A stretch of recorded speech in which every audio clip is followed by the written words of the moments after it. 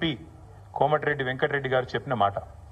కానీ సరే, వెంకటరెడ్డి గారు చెప్పిన దానికి ఆ రోజు ఆధారాలు లేకపోవచ్చు, కానీ ఈరోజు ఆధారం ఉంది అంటూ ఎన్ఫోర్స్మెంట్ డైరెక్టరేట్ వారు ఛార్జ్ షీట్లో స్పష్టంగా ఎవరు డబ్బులు ఇచ్చారు, ఏ పొజిషన్ అమ్ముకున్నారు, ఎన్ని డబ్బులు ఇచ్చారో కూడా స్పష్టంగా చెప్తా ఉన్నారు.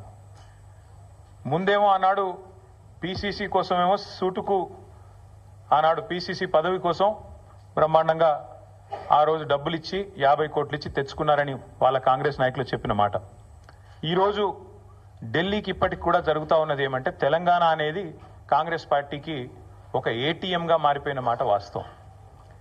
ఎప్పుడు డబ్బులు కావాలి అని కాంగ్రెస్ పార్టీ వాళ్ళు అనుకుంటే అప్పుడు పెద్ద ఎత్తున డబ్బులు అందిస్తూ తన పదవిని కాపాడుకుంటా ఉన్నారు రేవంత్ రెడ్డి గారు.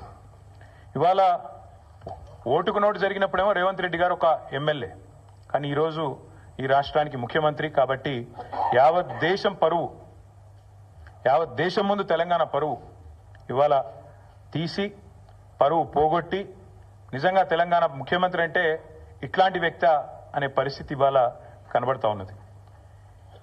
గతంలో యడ్యూరప్ప గారు కర్ణాటక ముఖ్యమంత్రిగా ఉన్నారు. ఇది నేను చెప్పేది 2020వ సంవత్సరానికి సంబంధించిన అంశం.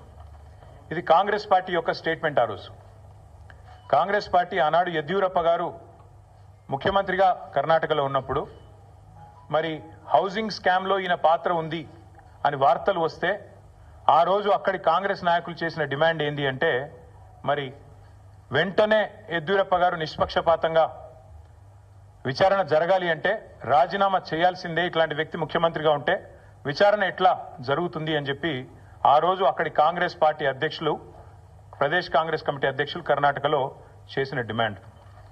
చాలా వాళ్ళు చెప్పిన మాట.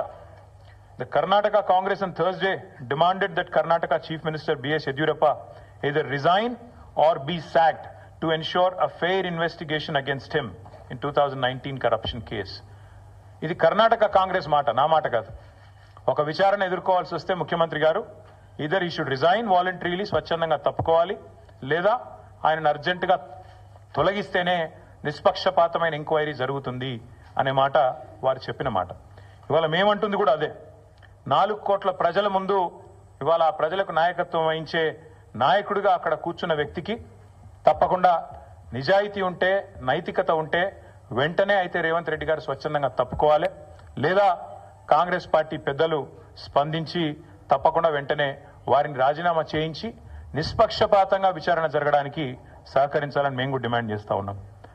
రేవంత్ రెడ్డి గారు మాటల ముఖ్యమంత్రి కాదు, మూటల ముఖ్యమంత్రి అని మళ్ళొకసారి తేలిపోయింది దీంతో. ఎందుకంటే మూటలు మోసే పీసీసీ అధ్యక్ష పదవి తెచ్చుకున్నారని వెంకటరెడ్డి గారు చెప్పారు. ఇప్పుడు మూటలు మోసే పదవి కాపాడుకుంటున్నారు అని దేశమంతా తెలుసు. అట్లాగే మూటలతోనే ఆనాడు పీసీసీ ఆఫీస్ బేరర్స్ దగ్గర కూడా డబ్బులు తీసుకొని మరి కాంగ్రెస్ పార్టీ ఒక పత్రికకు డబ్బులు అందించారని చెప్పి ఎన్ఫోర్స్మెంట్ డైరెక్టరేట్ కూడా చెప్తా ఉంది. ఇప్పుడు మాకు కూడా అర్థమవుతోంది, ముఖ్యమంత్రి గారు ఇవాళ విజయవంతంగా 44వసారి ఢిల్లీ పోయారంట. 16-17 నెలల్లో 44వసారి ఢిల్లీకి పోయి ఒక అరుదైన రికార్డు